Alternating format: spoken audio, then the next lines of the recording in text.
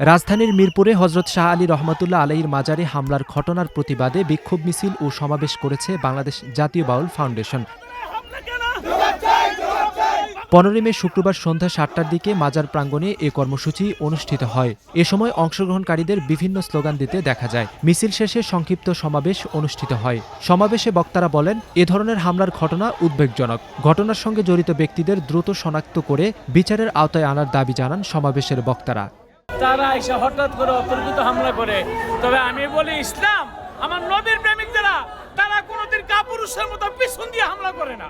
অনেক আহত হয়েছে, বেশি কষ্ট লাগছে আমার। এখানে আগরবাতি মোমবাতি জ্বালায়, এটারে লাথি মারছে এবং অনেক আমার পাগলদেরকে মারধর করছে। এর আগে 14 মে বৃহস্পতিবার রাতে একদল লোক লাঠিসোঁটা নিয়ে মাজারে অবস্থানরত লোকজনের ওপর হামলা করে বলে অভিযোগ ওঠে।